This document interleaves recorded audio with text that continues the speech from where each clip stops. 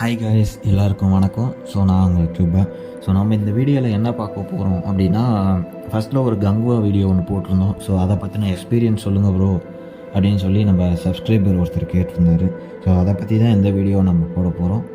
And வாங்க வீடியோக்குள்ளே போகலாம்.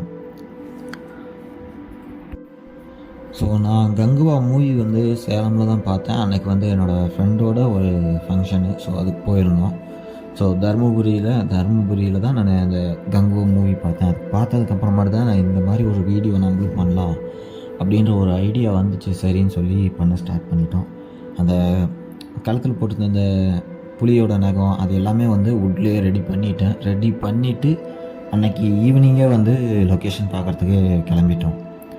ஸோ வந்து 2 லொக்கேஷன் வந்து பார்த்து செட் பண்ணோம். ஃபஸ்ட்டு வந்து ஒரு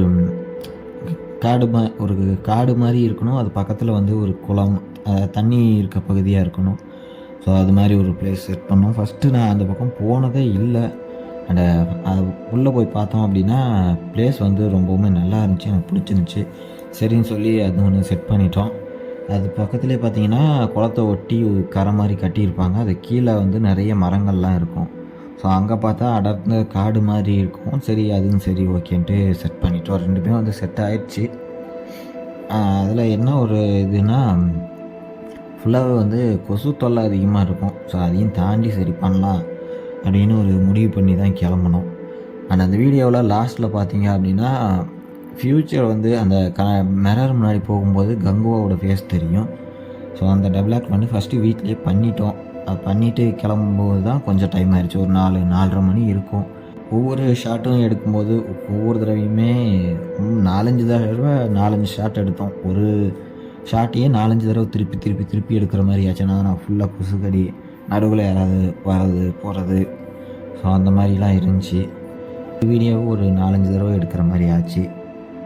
ஏன்னா அதுவும் ஃபஸ்ட் டைம் இல்லை. நானும் வந்து இப்போ தான் ஃபஸ்ட் டைமாக வெளியில் போய் இதெல்லாம் பண்ணுறோம். ஸோ எனக்குமே ஒரு மாதிரி நர்வஸாக தான் இருந்துச்சு.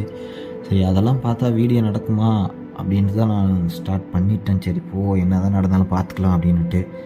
அதுலேயும் ஒருத்தர் 2 பேர் பைக்கில் போனாங்க. போகும்போது என்ன வித்தியாசமாக பார்த்துட்டு போகிறாங்க, வீடியோ ஃபோட்டோலாம் எடுத்துகிட்டு. அண்டு ஃபஸ்ட்டு போகும்போது என்னை க்ராஸ் பண்ணி போகிறாங்க. செகண்ட் ரிட்டன் போகும்போது என்னை பார்த்துட்டு அதை ஒரு ஃபோட்டோ எடுத்துகிட்டு போகிறாங்க.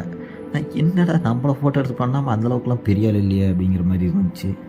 ஸோ அது அப்போ தான் வந்து கேமரா எடுத்தார். ஸோ அப்படின்னு சொன்னால் இந்த மாதிரி பார்த்து போகிறாங்க அப்படின்னு போயிட்டு போகிறாங்க, நீ பண்ணு அப்படின்னு. சரின்னு சொல்லி பண்ணியாச்சு. நான் ஃபஸ்ட்டு ஷூட்டு அந்த குளத்துக்கிட்ட தான் எடுத்தோம். அது கங்குவா நடந்து வர்றது, அதுக்கப்புறம் அந்த மீன் பொறிக்கிறது. அந்த மீன் வந்து ஆக்சுவலாக அந்த ஆற்றுலேருந்து பிடிச்சது கிடையாது. அதை வாங்கி வீட்லேயே வந்து பொறிச்சு அது கொண்டு போயிட்டோம். மொத்தம் வந்து 4 வாங்கினோம். 2 பொறிச்சு 2 அங்கே இருக்கிற மாதிரி வீடியோக்கோசரம். அதெல்லாம் வந்து தொழில் ரகசியம்.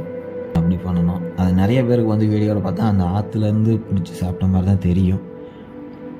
ஆனால் அப்படி இருக்கணும்னு தான் நான் வீடியோவில் கவர் பண்ணினேன்.